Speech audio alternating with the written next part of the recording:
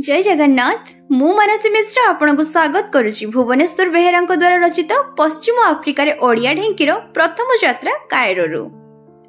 आउ जय कृष्ण बाबू कहूले सहारा मरुभूमि कथा। 12 वर्षर पिलाटीए ता खेल छाड़ी घर को दौड़ी दौड़ी आसी ता माँ को कहला, माँ लो माँ आ देखिबो कि अद्भुत जिनिस सब आकाश रु पड़ुछि। माँ घरु बाहरी आसी आकाश आड़ को अनाइला। बुंदिए दी बुंदा पानी ता मुहरे पड़िला। से खुशी रे हसी कहला, पुअरे एटा को वर्षा कहंती। तू जन्म हैला परठू ए जाय वर्षा होई नथिला बोली तू वर्षा कौन जानिनु। आमे डब डब आखि करी जयकृष्ण बाबू को अनेई थाऊ। आउ से जहा कहंती से सबू गिली जाऊ। परे से जक करंती। एइटा हैला सहारा मरुभूमिर प्रांतर रे थिबा गोटे देशर कथा। मरुभूमि भितरे हजार हजार माइल केवल बाली आउ बाली, जनप्राणी शून्य। आउ केते आश्चर्य कथा मान से कहूले। गोटे जातिर मनीष अछंती जे एडिकी टिके टिके समस्ते बामन। जाम्बोजी नदीर केउठी केउठी कुआडे पानीर सुओ डेई जिबा आशारे कौनसी असावधान यात्री पानी रे थिबा पत्थर मानकरे गोड़ पकाई पकाई सुओ मझी को गला बेले जानी पारे जे से जहा सब को पत्थर बोली भाबी ऊपर चली आसी से सब पत्थर नुहंती, सतरे कुंभीर। जानिला बेलकू आउ कुआडे जिबा बाट नाही।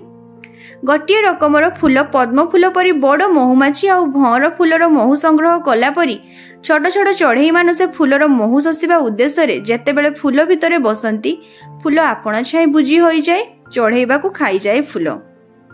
घंच अरण्य भितरे बरगछर अहळ परी झुलुथांती विराट विराट अजगर साप आउ हरिण प्रभृति वन्यजंतु से बाट देई गले तांकू गट्टापणे ऊपर को टेकी नियंती। से कहूले एई अंधकारच्छन्न महादेशर मनीष जल और पवन जीव जंतु गछ पत्र समस्ते रक्तभुक। आफ्रिकार निजस्व प्रकृति ही सत जेपरी हिंसार एपरी परिवेश मध्य अहिंसार प्रतीक महात्मा गांधी को जो दिन आफ्रिकार परिवेष्टनी मध्य आमको चिन्हाई देले आमे तांको पाखको आहुरी बेसी पाखी जाइथिलु। मोर मने अछि सेही डेंगा पतला खदी पिंधा मनीष जेतेबेले एका एका स्कूल छुट्टी परे भवानीपाटनार कालापाट रोड बुलिबाकू जाआंती आमे आमर खेल छाड़ी दौड़ी जाऊ तांको पाखको। तांको सांगरे बुलिबाकू जाई गांधीजी संबंध रे किछि सुनिबा आशारे। आउ से कहंती लवण सत्याग्रह, दांडी मार्च, बानर सेना कथा, वल्लभ भाई पटेल, डायरा जालियानवाला भगत सिंह फांसी पाइबा कथा आउरी केते केते अनेक कथा। आमे केते जण जलखिया खाइबा बंद करि देई पैसा संचय करी जो दिन प्रथम करी खदड़ी धोतीटिए किनिलु तांको मुह खुशी रे उज्जवल होई उठिथिला। से आज आउ नाहांती। मु तांको अनेक वर्ष परे भुवनेश्वर तांको सान भाई रघुनाथ महापात्रଙ୍କ घरे देखिथिली। सेतेबेले से प्राय मृत्यु सज्जारे थिले। मु थिली राउरकेला आंचलिक इंजीनियरिंग कॉलेज रो प्रिंसिपल। तू मते मने पकाइलु एई कथा से बारंबार घसी हेले। जयकृष्ण बाबू थिले शिक्षकଙ୍କ भितरे मोर आदर्श। हीराकुद बंध तैयारी सरिला परे मु जदि चीफ इंजीनियरिंग होई रिटायर करबा को मन न बळाई शिक्षक हेबा को बेसी पसंद करिथिली। से जीवन आदर्श पछरे थिले एई प्रकृत गुरु पदवाच्य जयकृष्ण बाबू। मो मनरे केउ अजणा कंदरे लुचि छपी रही प्रेरणा जगाउथिले। एपरि केते व्यक्तिगत अनुभूति जोगु मु दृढ़ निश्चित जे भारतीय शिक्षक समाज संपूर्ण लक्ष्यभ्रष्ट नुहे। से समाज भितर आदर्श शिक्षक सब अज्ञात रही लोकलोचन आढ़ुआଳରେ आज मध्य तांको छात्र मानकु प्रेरणा देउचंती। तेणु भारतीय संस्कृति ऐतिह्य और परंपरार रक्षण संबंध रे मोर अनेक बंधु निराश हेउथिले मध्य मु संपूर्ण आशावादी। आज आमे उड़ी जाउथुलु सेई सहारा मरुभूमि उपरे प्राय 30,000 फुट उच्चरे। मरुभूमिर असरंती बालुका राशि एते उच्चरु मध्य सफा देखा जाउथुला। बोइंग परी उड़ाजहाज सब एते उच्चरे जाए जे कुहुड़ी और मेघ पृथ्वी पृष्ठ को अनेक समय पूरापूरी ढांकी दिए।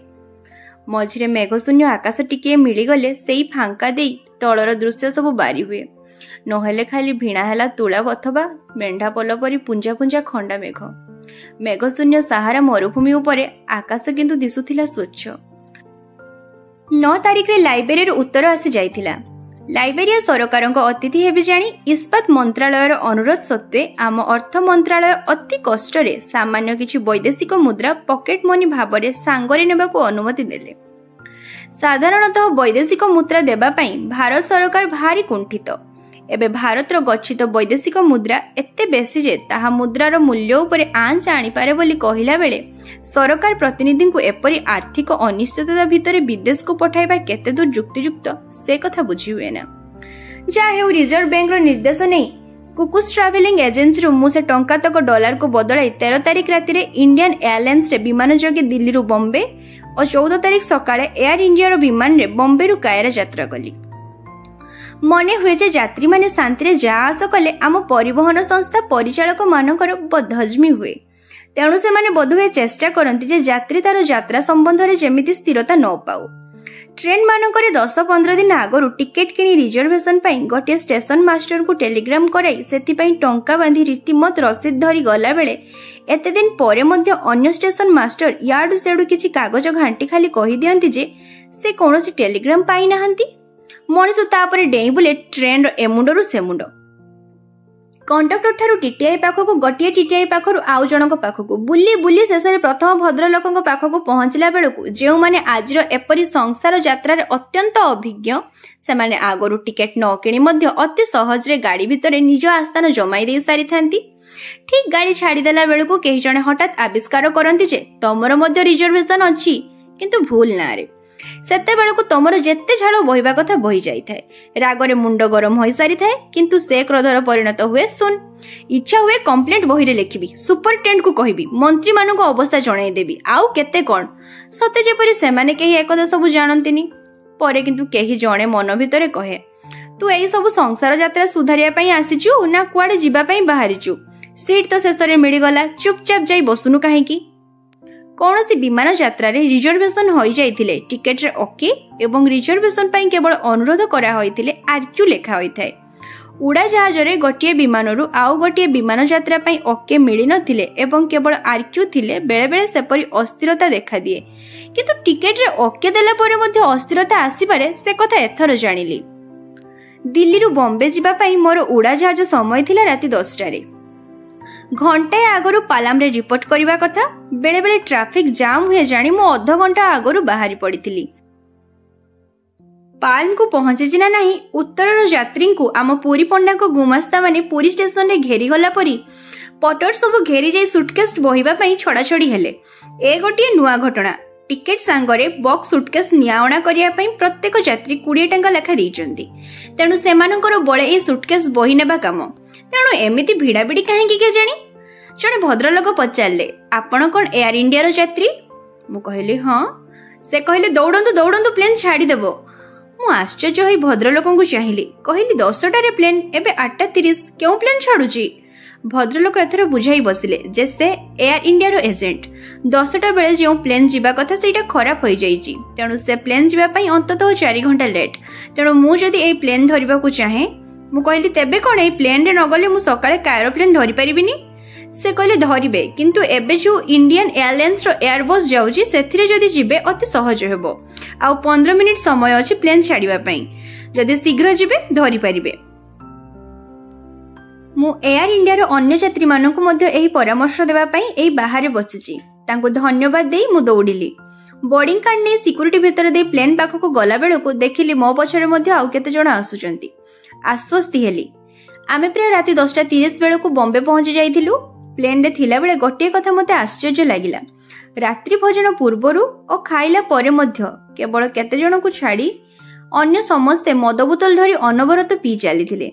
युवक प्रौढ़ समस्ते उड़ा जहाज रे बियर और लिकर अति सस्ता, सेमाने बोधहुए तार सुजोग नेउथुले। मु एमिति समय रे दिल्ली रु कलिकता केते थर प्लेन रे जाइछि, एते बेसी मद पीबा देखिनी। प्राय 260 जन यात्री नहीं पारुथबा कलिकता एयरबस रे गुड़िया सीट खाली जाए, किंतु दिल्ली बॉम्बे सीट सहजरे मिलेनी। राति रे 2टी सर्विसिंग थाई सुधा।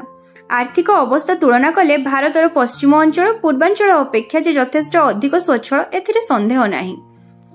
गोटे कथा देखि किंतु मते बहुत खुशी लागिला। केते जन युवक सेमानक निज निज बही पढ़िबारे एपरि व्यस्त थांती जे चारियाडे कोन सब घटी जाउची से आडी के सेमानकर नजर मध्ये न थाए। सेंट्राल होटल रे राति कटाइबा पई एयर इंडिया आम मानक पई व्यवस्था करि देइथिला। सेठी देखिली कपे चार दाम प्राय 4 टंका। भारत रे मध्ये एमिति दाम होई पारे कल्पना करि हुए ना। मने मने भाबिली एमाने बोधहुए चारे स्वर्ण घटित मकर ध्वज किंबा आउ जेमिति किछि मिसाउचंती। बनारस रो दामिका पान पड़ी आम उड़ा जहाज रे ब्रेकफास्ट खाइबा कथा। एयर इंडिया होटल रे केवल घर भड़ा और सकाळर चा बंदोबस्त करि देइथिले। चा खाइला बेले जना पड़िला खाली पानिया चा साधा चा, जदिओ चाटी 4 टंका। सकाळ 8टा बेले यात्रा काउंटर रे रिपोर्ट करबा कथा किंतु शीघ्र विमान बंदर को चली आसिली। लेफ्ट लगेज रु सुटकेस नहीं मोर प्लेन बोर्डिंग कार्ड पई काउंटर को जेते बेले गली से माने कस्टमर्स क्लियरेंस आनिबा पई कहिले। कस्टमर्स पाखक सुटकेस टी नहीं चेक कराई पुणी जेते बेले बोर्डिंग कार्ड आनिबा पई आसिली से माने एथरो कहिले जे यात्री तालिका रे मोर नाम नाही। मोर टिकेट रे यात्रा पई ओके लेखाथिबा दर्शाई देबारु से माने मते कोणरे थिबा गोटी ऑफिस को जाई रिजर्वेशन चिट आनिबा पई निर्देश देले। सेठिकी गली से माने भी तालिका खोजी ओपरे टेलिकॉस मेसेज प्रभृति दरांडी कहिले जे मोर ना नाही। विरक्ति रे मो टिकेट रे ओके लेखा होइथिबा कथा सेमान को मध्ये दर्शाइली। मन किंतु दबी गला। एई फ्लाइट हराइले आउ दिन गला परे जाई कायरो फ्लाइट मिलिबो। से दिन किंतु कायरो जाई आउ किछि लाभ नाही जेहेतु कायरो रे पुनी 5 दिन पड़ी रहिबा को हेबो। कि अव्यवस्था तेबे कोन एइठु मते दिल्ली फेरी जिबा को हेबो। एपरि केते कोन भावना मन को आसुथाय। मोर टिकेट धरी जणे दी जण भितरु बाहर हेले आ 5 मिनिट अपेक्षा करंतु कहि कहि शेषरे जणे जाई से बोर्डिंग स्लिप देउथबा काउंटर तालिका रे मोर नाम लेखि देई आसिले।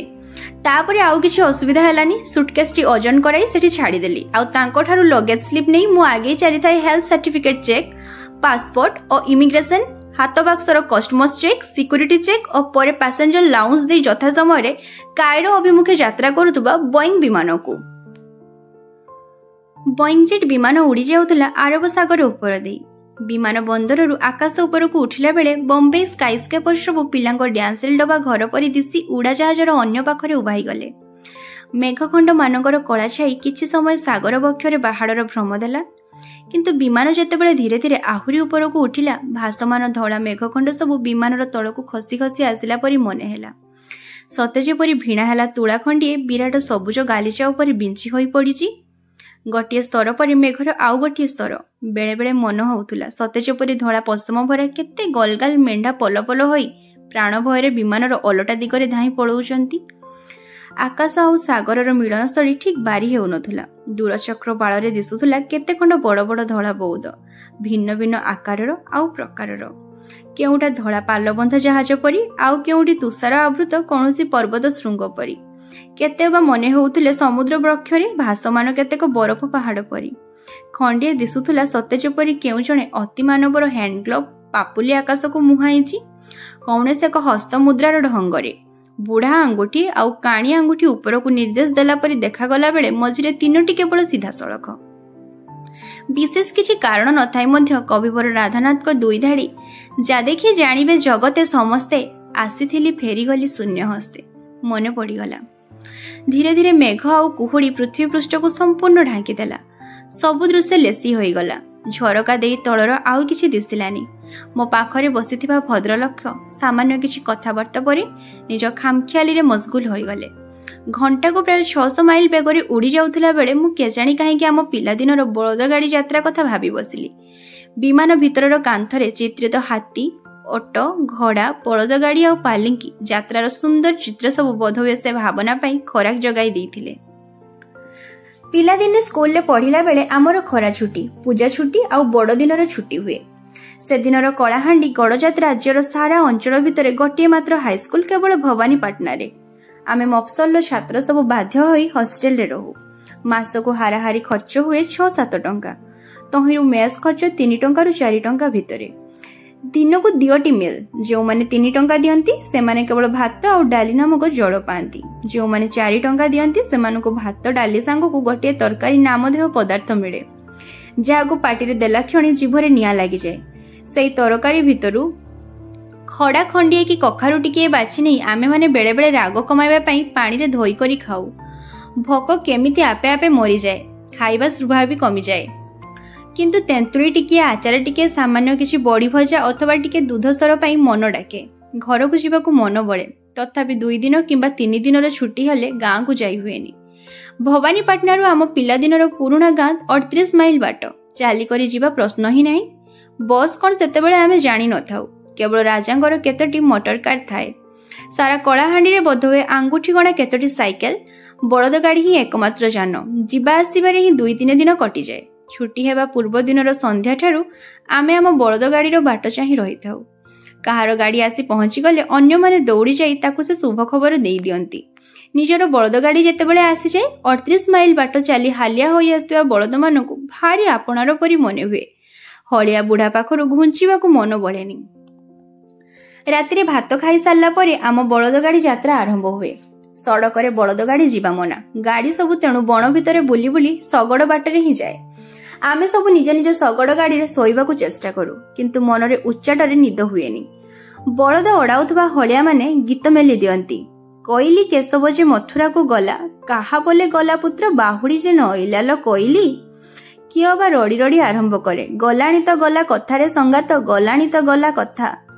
କିଏ ବୋଲେ ରାମ ଯେ ଲକ୍ଷ୍ମଣ ହୋଇଗଲେ ମୃଗ ମାରି, ସୀତାଙ୍କୁ ରାବଣ ନେଲା ଚୋରି କରି।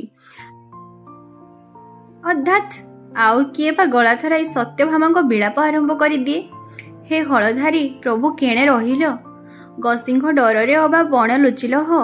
ହେ ହଳଧାରୀ ଗସିଙ୍ଘ ଦୈତ୍ୟ ମତେ ନେଉଅଛି ହରି ହେ, ହେ ହଳଧାରୀ। ଠିକ୍ ଅଧରାତି ବେଳକୁ ଜାରିଙ୍ଗ ଆସି ଯାଇଥାଏ। 15-20 ଖଣ୍ଡ ଶଗଡ଼ ଗାଡ଼ି ଏକାଠି ନହେଲେ ରାତିରେ ସେ ବଣ ଭିତରେ ଯିବା ପାଇଁ ହଳିଆମାନେ ସାହସ କରନ୍ତିନି। ଗୀତ ସବୁ ବନ୍ଦ ହୋଇଯାଏ। ଆମେ ସବୁ ନିଜ ନିଜ ଗାଡ଼ିରେ ହଳିଆ ପାଖକୁ ଲାଗି ବସି ରହୁ। ଅନ୍ଧାର ରାତିରେ ବାଟ ଦେଖିବା ପାଇଁ ମଧ୍ୟ ଆଲୁଅ ଟିକିଏ ନଥାଏ।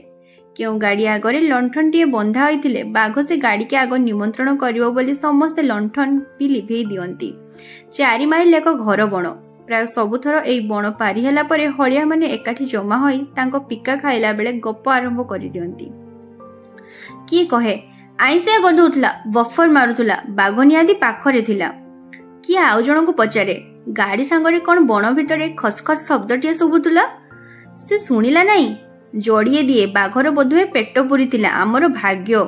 ଜୁହାର ମା ଟୁଠି ମାଇଲି କହି ଦେବୀ ବଣଦେବୀ ଆଡ଼ିକୁ ମୁହାଁଇ ଜୁହାରଟିଏ ସେ କରିଦିଏ। ଆଉ କିଏ ତାର ପୂର୍ବଥରର ଅନୁଭୂତି ବକାଣେ। ବଳଦ ଦିଟାକୁ ଯେତେ ବାଡ଼େଇଲି ସେମାନେ ଆଗକୁ ଗଲେନି। ଆଗରେ ଆଉ ଗୋଟିଏ ବଳଦ ଗାଡ଼ି ଠିଆ ହୋଇଛି। କ'ଣ ଘଟଣା ବୋଲି ଦେଖିବାକୁ ଗଲି। ଓ ବାପାରେ, ବିଶ୍ୱାସ କରିବୁନି, ସେ ଶଗଡ଼ର ଗୋଟିଏ ବଳଦକୁ ଟାଣି ନେଇ ସେଠି ହୁଁ ଭାଗ ତା ଉପରେ ବସି ରକତ ପିଉଛି। ତୁ ସତେ ଦେଖିଲୁ? ମିଛ କହୁଥିଲେ ମୋ ଆଖି ଫୁଟିଯିବ। ଯେ ଉଠୁଛି ପଡୁଛି ତା କରିବା ଭାଇ। ଆଉ ବେଳେ ବେଳେ ଆମକୁ ପଚାରନ୍ତି ବାବୁ ଶୁଣିଲ କେମିତି ରଡୁଥିଲା, ବାଘୁଣୀକୁ ଖୋଜୁଥିଲା। ମୁଁ କିନ୍ତୁ ସେ ବାଘ ଦେଖିବା ଦୂରର କଥା, ବଣରେ ତାର ଡାକ କେବେ ଶୁଣିନି କି ସେ ଗନ୍ଧ ବି କେବେ ପାରିପାରିନି। ତଥାପି ସେ ବାଟରେ ଆଜି ବି କାର କିମ୍ବା ବସରେ ଗଲାବେଳେ ଯେଉଁ କେନ୍ଦୁ ଗଛ ତଳେ ବାଘୁଣୀ କୁଆଡ଼େ ସବୁବେଳେ ଶୋଇ ରହିଥାଏ, ସେଇ 12 ଭାଇ କେନ୍ଦୁ ଆଡ଼କୁ ଆପଣ ଛାଇଁ ନଜର ଚାଲିଯାଏ। 38 ମାଇଲ ବାଟ ଯିବା ପାଇଁ ଆମକୁ ପ୍ରାୟ 20 ଘଣ୍ଟା ଲାଗିଯାଏ। ବାଟରେ କେଉଁ ଝରଣା କୂଳରେ ଅଥବା କେଉଁ ପୋଖରୀ ତୁଠରେ ଥିବା ଆମ୍ବ ଗଛ କିମ୍ବା ବରଗଛ ତଳେ ଦିନ 2 ପହରେ ରନ୍ଧା ଖାଦ୍ୟ ଖାଇବାକୁ ପଡ଼େ, ଯାହାକି କେବେ ମୋ ହାତରେ ହୁଏନି। ଗାଁକୁ ପହଞ୍ଚିଲା ବେଳକୁ ଆଉ ଆଗକୁ ଗୋଡ଼ ବଢ଼ାଇବାକୁ ମଧ୍ୟ ବଳଦମାନଙ୍କର ଶକ୍ତି ନଥାଏ। ବିଚରାମାନେ ହଳିଆ ପାଖରୁ କେତେ ଯେ ମାଡ଼ ଖାଆନ୍ତି। ଉଡ଼ାଜାହାଜ ଭିତରେ ଆମେମାନେ ଯଥା ସମୟରେ ଆମର ବ୍ରେକଫାଷ୍ଟ ଆଉ ମଧ୍ୟାହ୍ନ ଭୋଜନ କରିସାରିଥିଲୁ। ଆମ ବିମାନ ଉଡ଼ି ଯାଉଥିଲା ମସ୍କାଟ, ଆବୁଧାବି ସାଉଦି ଆରବିଆ, ଲୋହିତ ସାଗର ଓ ମିଶର ଉପର ଦେଇ। ବେଳେବେଳେ ଖରାପ ପାଗ ଭିତରେ ଗତି କଲାବେଳେ ସିଟ୍ ବେଲ୍ଟ ଭିଡ଼ିବା ପାଇଁ କପ୍ତାନ ପରାମର୍ଶ ଦେଉଥିଲେ। ଥରେ ସେ କହିଲେ ଯେ ରାଡାର ସାହାଯ୍ୟରେ ସେ ଗୋଟିଏ ଭୟଙ୍କର ବାଲିଝଡ଼ ଏଡ଼ାଇ ଦେଇ ପାରିଛନ୍ତି। ବାଁ ପଟକୁ ଚାହିଁଲେ ବାଲିଝଡ଼ ଦୂରରେ ଦେଖାଯିବ ବୋଲି ମଧ୍ୟ ସେ ସୂଚାଇ ଦେଇଥିଲେ। ଏପରି ସବୁ ଘଟଣା କିଛି କ୍ଷଣ ପାଇଁ ମୋର ଭାବନାକୁ ଇତସ୍ତତଃ କରିଦେଉଥିଲେ ମଧ୍ୟ ପୁଣି ତାହା ସେଇ ମୋର ପିଲାଦିନର ବଳଦ ଗାଡ଼ି ଯାତ୍ରା ଆଉ ସ୍ମୃତିକୁ ସବୁ ଫେରି ଆସୁଥାଏ। ତେଣୁ ଆମେ ଅତି ଶୀଘ୍ର କାଏରୋ ବିମାନ ବନ୍ଦରରେ ପହଞ୍ଚିବୁ, ଆପଣମାନେ ଦୟାକରି ସିଟ୍ ବେଲ୍ଟ ଭିଡ଼ି ଦିଅନ୍ତୁ। ଶୁଣି ମୁଁ ଚମକି ପଡ଼ି ଉଠିଲି। ଆରବ ଅଞ୍ଚଳର ମରୁଭୂମି ଉପରେ ନୀଳ ନଦୀର ଉପତ୍ୟକା ଭାରି ସୁନ୍ଦର ଦିଶୁଥିଲା। ଠିକ୍ ଖଣ୍ଡିଏ ବାଦାମୀ ରଙ୍ଗର ପୋଷାକ ଉପରେ ଖଣ୍ଡିଏ ଶାଗୁଆ ମେଖଳା ପରି। ଦୂରରୁ କାଏରୋ ସହର ଦେଖାଗଲା, ବମ୍ବେ କଲିକତା ପରି ବେଶ ବଡ଼ ସୁପରିକଳ୍ପିତ। ଆକାଶରୁ ସହରର ରାସ୍ତାଘାଟ ବୁଢ଼ିଆଣୀ ଜାଲର ଚିତ୍ର ପରି ମନେ ହେଉଥାଏ। କାଏରୋ ବିମାନ ବନ୍ଦରରେ ଓହ୍ଲାଇଲା ବେଳକୁ ମୋ ଘଡ଼ିରେ 4ଟା ବାଜିବାକୁ ଆଉ 10 ମିନିଟ୍ ବାକି। କପ୍ତାନ କହିଲେ କାଏରୋର ଲୋକାଲ ଟାଇମ୍ 12:26। ଘଡ଼ି ସବୁ ମିଳେଇ ନିଅନ୍ତୁ। ବିମାନଟି ବନ୍ଦରରେ ଓହ୍ଲାଇ ସାରିଥିଲା। କପ୍ତାନ ପରାମର୍ଶ ଦେଲେ ଯେଉଁମାନେ ଲଣ୍ଡନ ଯିବେ ସେମାନେ ଦୟାକରି ବସି ରୁହନ୍ତୁ, ଓହ୍ଲାନ୍ତୁନି। ନିରାପଦ ଯାତ୍ରା ପାଇଁ ଏପରି ସାବଧାନତା ନିତାନ୍ତ ପ୍ରୟୋଜନ। ଠିକ୍ ପରେ ପରେ ନାରୀ କଣ୍ଠରୁ ମିଠା ଆବାଜ ଶୁଣାଗଲା। କପ୍ତାନ ଶର୍ମା, ଏୟାର ହୋଷ୍ଟେସ ତଥା ଉଡ଼ାଜାହାଜର ଅନ୍ୟାନ୍ୟ କର୍ମକର୍ତ୍ତାମାନଙ୍କ ତରଫରୁ ମୁଁ ଆପଣମାନଙ୍କଠାରୁ ବିଦାୟ ନେଉଛି। ଆମର ବିଶ୍ୱାସ ଆପଣଙ୍କର ଏ ବିମାନ ଯାତ୍ରା ସୁଖପ୍ରଦ ଓ ଉପଭୋଗ୍ୟ ହୋଇଛି। ଆମର ଆଶା ଆଉ ଥରେ କେବେ ବିମାନ ଯାତ୍ରାରେ ଆପଣମାନଙ୍କୁ ସାହାଯ୍ୟ କରିବା ପାଇଁ ଆମକୁ ସୁଯୋଗ ଦେବେ। ନମସ୍କାର। ଆମେ ଭିନ୍ନ ବାଟରେ ଯିବା ଯାତ୍ରୀ ସବୁ ଉଡ଼ାଜାହାଜର ପ୍ରସ୍ଥାନ ଦ୍ୱାରରେ ଠିଆ ହୋଇଥିବା ଏୟାର ହୋଷ୍ଟେସମାନଙ୍କୁ ମୁଣ୍ଡ ଟୁଙ୍ଗାରି ନମସ୍କାର କରି କରି ଏଟା ହାତରେ ଉଡ଼ାଜାହାଜରୁ ଓହ୍ଲେଇ ଆସିଲୁ।